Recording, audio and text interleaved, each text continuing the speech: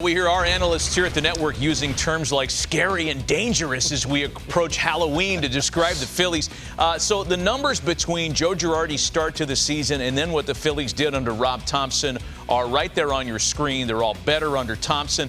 But, Jake, let me ask you, is this coincidence or did Rob Thompson actually do things differently? Matt, I'm going to say it's a little bit of both. There's some, Joe Girardi, fantastic manager, world championship manager. We know what he's capable of doing. But sometimes a different voice and different communication is needed, and it's good. And Dave Dombrowski had to make some kind of change with the offseason moves they made and then what happened there in that first few games. And something certainly clicked in that clubhouse, and whether it was communication and what Rob Thompson did, but I really think he gave the back end of that bullpen stability and really put them in where guys understood their roles, and maybe we'd press the limits a little bit here and there. And, you give that team some confidence that they played with extremely well down the stretch. Yeah. We want to jump into your brain here for this because this is a team that you're inextricably linked to forever, despite whatever else you do in your life. And you, by the way, still have a role with them on their TV broadcast. So let's start with the starting pitching. In a short series, two horses like what we just saw, that can take you a long way. And this is what I think they built this team around is their power.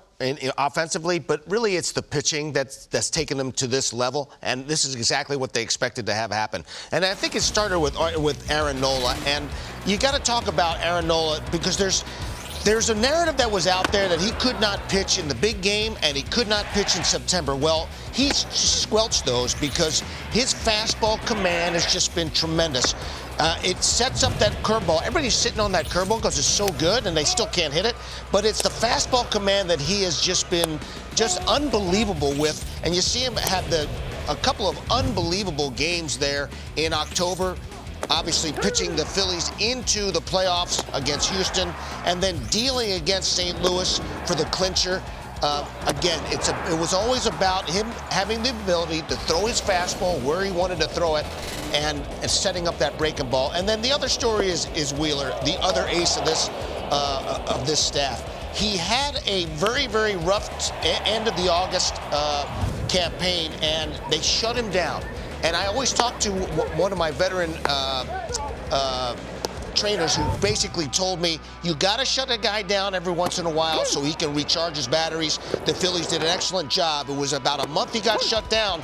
He came back and was firing. Now, he worked his way up to the point where he can get to 96 pitches. He was dealing at the very end.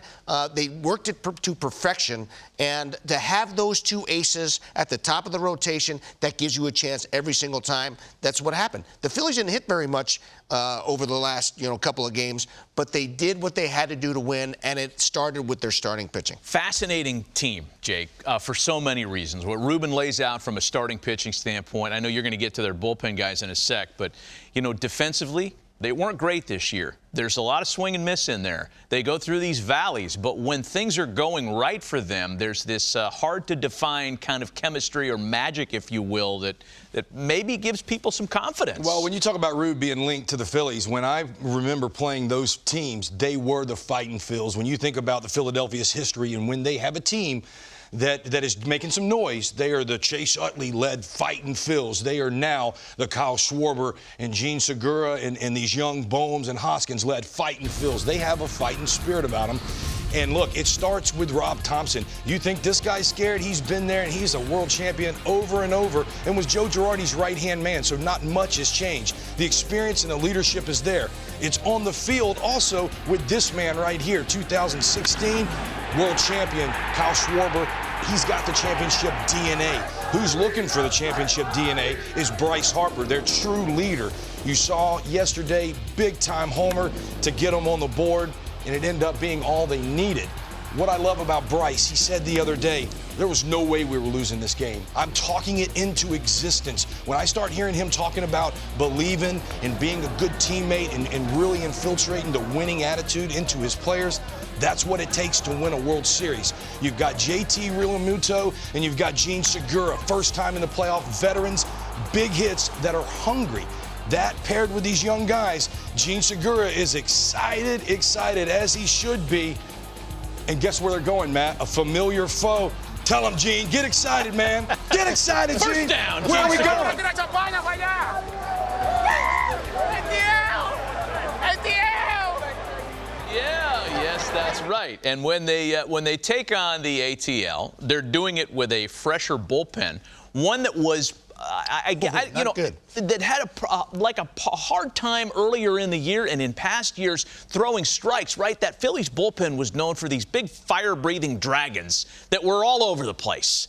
That's been focused this year, and I know there are a couple guys that you like a whole lot, Denon. Yeah, I'll tell you, and you were right, Jake, that Rob Thompson did a great job of starting to line up these guys and putting them in positions to have success. But the biggest story for me is Alvarado. He went down to the minor leagues. He was terrible for a while. He comes back and absolutely deals. He might have been the best reliever in all of baseball. You see the numbers. I mean, he goes to a 0.90 whip in August and a 0.33 whip. I mean, there was not people getting on base at all, and he's really solidified a bullpen that over the last couple of years was like one of the worst in all of baseball. And now, Rob Thompson's had to use a couple of different guys. Now he's got Eflin there in the back end. He trusts him. He's a guy he's fresh. He's healthy. He's throwing strikes. He's going to have to use him, and I think he's going to be a pretty good closer for him. He is. You're exactly right. And him paired with Dominguez yesterday, he made Paul Goldschmidt and Nolan Arenado, 2 MVP candidates, look silly. Yeah. You pair him, David Robertson, Eflin. They're starting to get their mojo a little bit. Hard throwing back of the bullpen guys.